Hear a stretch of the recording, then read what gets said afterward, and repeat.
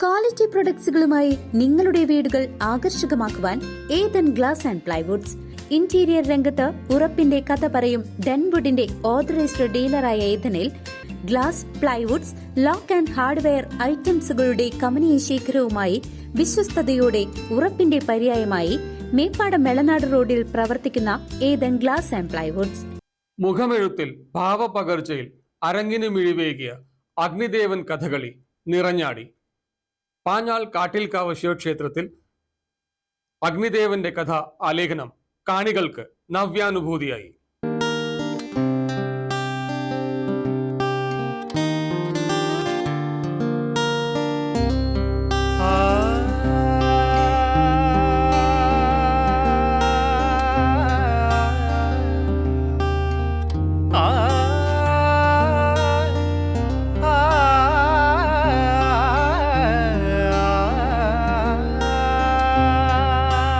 പാഞ്ഞാൾ കാട്ടിൽക്കാവ് ശിവക്ഷേത്രത്തിൽ അഗ്നിമോക്ഷം കഥകളി അരങ്ങേറി.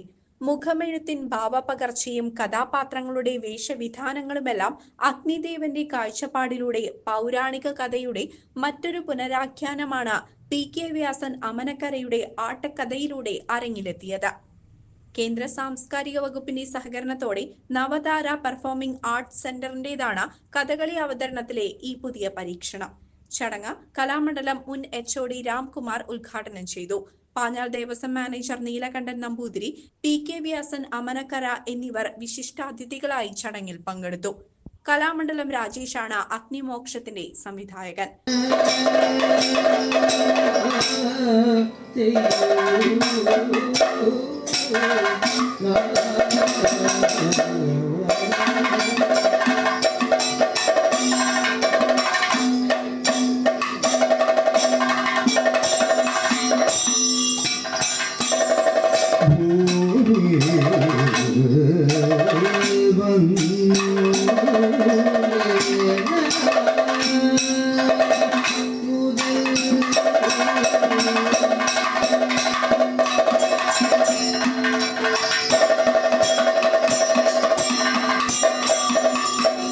നൃത്ത സംവിധാനം കലാമണ്ഡലം അരവിന്ദാണ് നിർവഹിച്ചിട്ടുള്ളത്. രചന PK വ്യാസൻ അമനക്കര. കലാമണ്ഡലം ശ്രീജിത്ത് മാരാരാണ് സംഗീത സംവിധാനം. KT ചന്ദ്രൻ, ജയകൃഷ്ണൻ എന്നിവർ കോർഡിനേറ്റർമാരായിരുന്നു.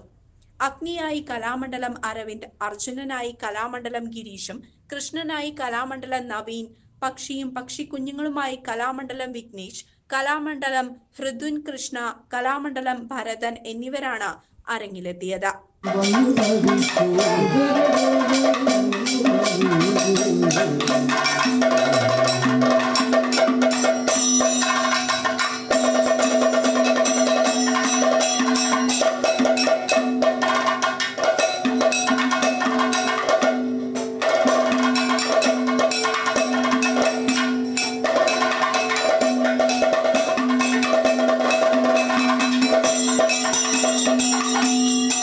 അഗ്നിയുണ്ട്, പക്ഷെ അഗ്നിക്ക് ഒരു പ്രാധാന്യം കൊടുക്കണം എന്ന് തീരുമാനിച്ചു.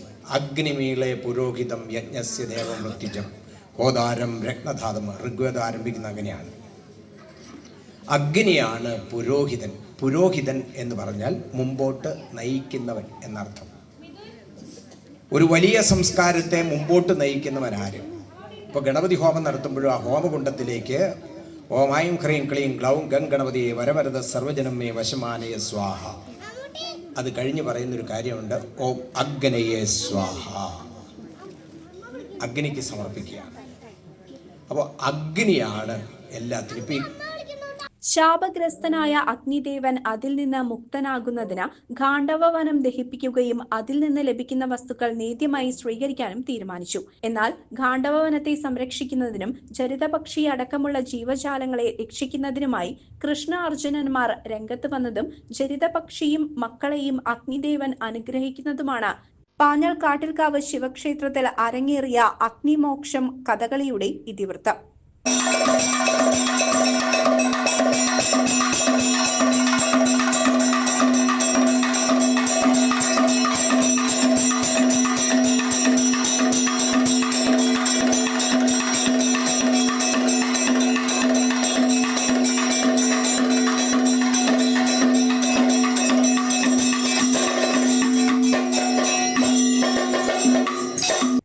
CC news Panjal.